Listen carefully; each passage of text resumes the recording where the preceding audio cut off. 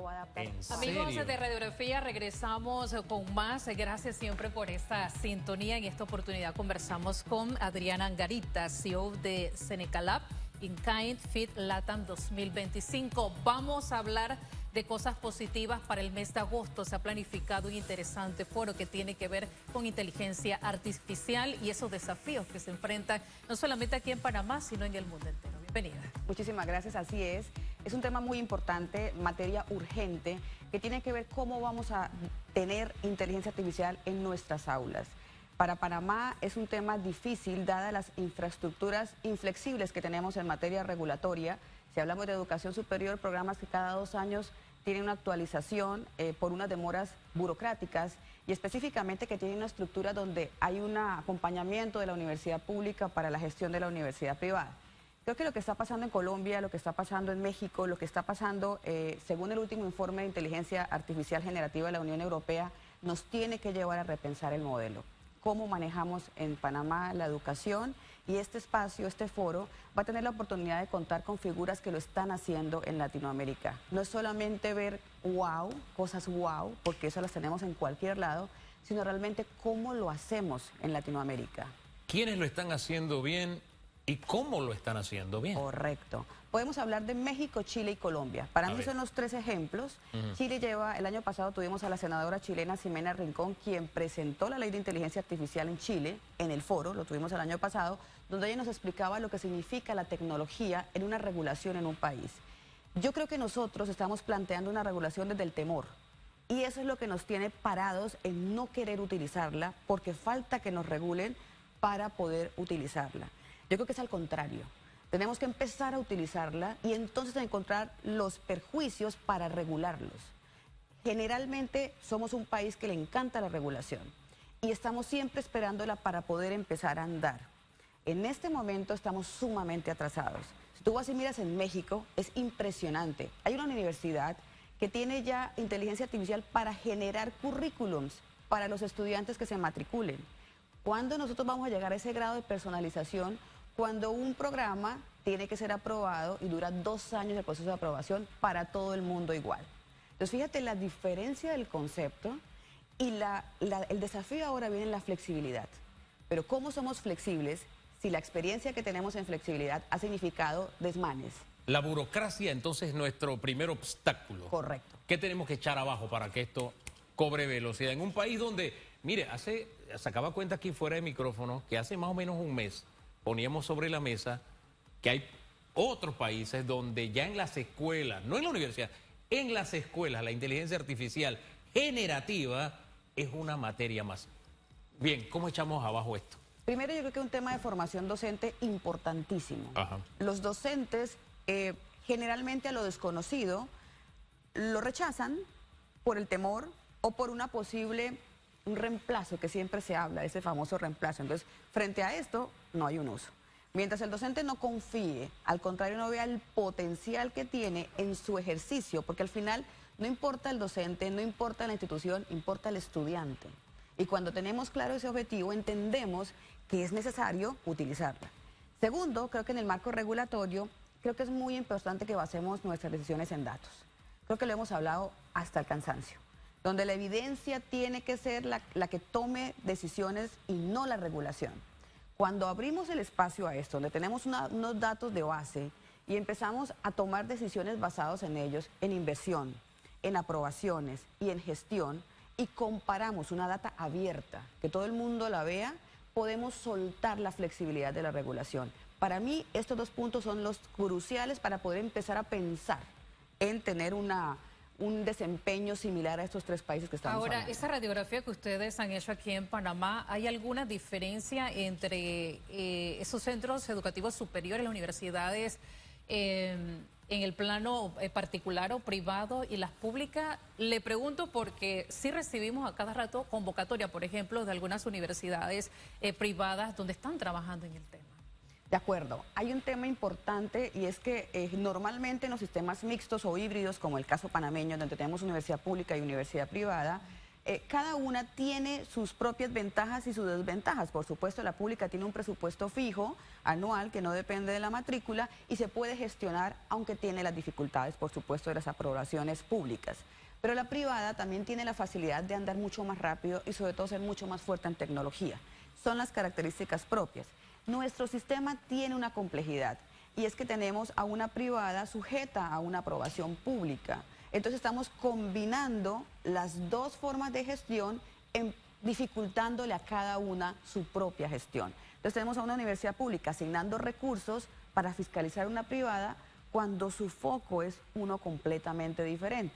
Esto nos invita a tener estructuras autónomas, independientes, pero sobre todo técnicas, que realmente se enfoquen en un resultado y no en procesos políticos o procesos diferentes que terminan contaminando la educación. Yo creo que está la clave, la evaluación técnica. Eso es clave porque, hombre, no podemos cerrar los ojos y decir que en Panamá las universidades privadas son un mar de leche. Correcto. Aquí tenemos universidades privadas de garaje que nos están enviando gente que está supuestamente preparada en el campo de la medicina, que no pasa los exámenes de admisión. También nos pasa en derecho, qué sé yo. Pero si tuviéramos algún organismo que no estuviera sujeto al vaivén político, sino a la calidad académica, y nos dijera, esta universidad tiene la calificación tal, esta calificación tal, o mire, a mí me encanta cuando usted revisa las universidades en otros países y te dicen, la empleabilidad de esta universidad es X porcentaje, 90%, 95%, o los de startups de esta universidad, o sea, la gente creativa que viene con nuevas cosas, tiene un impacto en el mercado del 70%. Tú dices, oye, aquí es donde mi hijo tiene que ir a estudiar. Nosotros en Panamá tenemos que abrirnos a esas nuevas realidades, no podemos vivir anclados en el pasado. Totalmente. Hay un punto importante que mencionaste y son los datos. ¿Por qué nos dimos cuenta de medicina y derecho? ¿Por qué estamos teniendo esa conversación importante de cambio? Porque pudimos encontrar dificultades a través de los datos. Si llegamos porque podemos a veces ser injustos cuando llegamos a estandarizar o hacer comentarios a partir de que todas son iguales o que todos lo hacen mal, porque hay esfuerzos interesantes tanto en lo público como en lo privado. Mi recomendación siempre es tener evidencia para generar estas conversaciones y no relatos, que es lo que usualmente tenemos en Panamá. No tenemos data. Y así las universidades van a encontrar mecanismos, porque si vamos a hablar, las universidades panameñas están la mayoría acreditadas por 6 años. Entonces ya pasaron por un proceso de acreditación. ¿Qué pasa? Que es un tema de estandarización bajo digamos, un esquema muy también de su tipo de gestión. Sin embargo, lo importante acá es tener data que realmente nos impacte en las profesiones. Usted lo dice de manera muy diplomática, pero al final yo no puedo ser juez y parte. Eso es realmente en el fondo lo que hay. Correcto. Porque yo no puedo ser juez y parte de un proceso educativo donde yo no necesariamente tengo la calidad óptima, pero soy el que tiene que decir que los demás sí la deben tener. Pero a mí no me conviene que de pronto estén en competencia conmigo y ya yo tengo criterio subjetivo. Entonces, ahí es donde viene la data. Correcto. ¿Y quién se lleva la responsabilidad del actual desempeño de la educación superior? Nadie. Y sin embargo, sí hay quienes están evaluando la previa. Inclusive la planta docente. Las universidades privadas cada cuatrimestre tienen que recibir un aval de la planta docente, lo cual, si lo traduces, es prácticamente quitarles totalmente su autonomía. Ahora, no podemos quedarnos dando vueltas. Ese es el problema, esa es nuestra realidad. También nos habló de lo que están haciendo otros países, digamos que casi en el mismo nivel nuestro, latinoamericanos. ¿Dónde van a discutir esto y qué va a salir de este encuentro? Pues mira, están cordialmente invitados porque al final ese tema de inteligencia artificial lo que significa es entender para dónde va. Un tema que tiene la educación es que la prospección del desarrollo te permite plantear, porque la educación va detrás del desarrollo, pero le da la solidez para que sea sostenible. ¿Cómo planteas algo que ni siquiera sabes cómo va a ser? Porque hoy día nadie sabe cómo va a ser el futuro. Estamos todos explorándolo. Este encuentro pretende mostrar desde el sector productivo qué está pasando en materia de inteligencia artificial en Latinoamérica. Vamos a tener universidades de toda Latinoamérica. El año pasado estuvieron 11 países presentes, directivos, tomadores de decisión, porque tampoco es fácil. Y eso lo entendemos, por eso es InKind. Entendemos que la innovación tampoco es fácil, pero hay que entrar. Vamos a tener una jornada gratuita el 19 de agosto, todo el mundo se puede conectar, ahí vamos a ver tendencias para que entendamos cómo luce en educación la inteligencia artificial generativa y cómo puede ser usado para que nos vayamos con esa curiosidad bonita de esto es una nueva oportunidad para tener mejores resultados en la educación y nos aboquemos a explorarla. Ese es el primer paso. Y la vamos a tener una jornada presencial el 20 y el 21 en el Hotel Marriott de Albrook, donde vamos a tener expertos de toda Latinoamérica, no hablando de educación, hablando de desarrollo, hablando de regulación, hablando de aseguramiento de la calidad. Cómo los modelos con los que premiamos a la universidad también tienen que cambiar. Porque si tú tienes un modelo de aseguramiento de la calidad que no contempla esto, ¿para qué las universidades lo van a hacer si no les van a dar algún tipo de validación de su calidad por hacerlo? Hay que entender la mirada de todos para establecer un ecosistema que realmente funcione. ¿Cómo será la dinámica con quienes participen de esto? ¿Será algo muy activo, no solo de la exposición, ¿no?, de los expertos? Totalmente. Tenemos dos formas de interacción. La primera, vamos a tener espacios tipo TED Talk, donde vamos a tener, escuchando lo último que está pasando, pero conversando cómo hacer para que esto pase en Latinoamérica. Y la gente que está participando tiene la posibilidad de interacción de una forma digital, porque obviamente la agenda se nos separaría y hay que abordar varios temas. Segundo, tenemos un chat GPT que creamos para el evento, donde en este momento tiene las charlas de los speakers del año pasado, las del Encuentro Perú que hicimos en Perú en mayo y las que vamos a tener ahorita. ¿Qué significa esto? Que una vez termine el evento, yo como director, decano, rector de mi universidad, me puedo ir a mi casa, me conecto gratuitamente y con el chat, que se llama Atenea, empiezo a intercambiar. Este autor dijo este tema que yo quisiera implementar, pero mis condiciones son estas, yo quisiera llegar acá, ¿cómo me recomiendas que lo haga de acuerdo a lo que él hizo? Entonces vamos a tener realmente inteligencia para asesorar a quienes asistan, para que entonces podamos tener una mayor eficacia en la educación. Disculpe. Adelante, sí.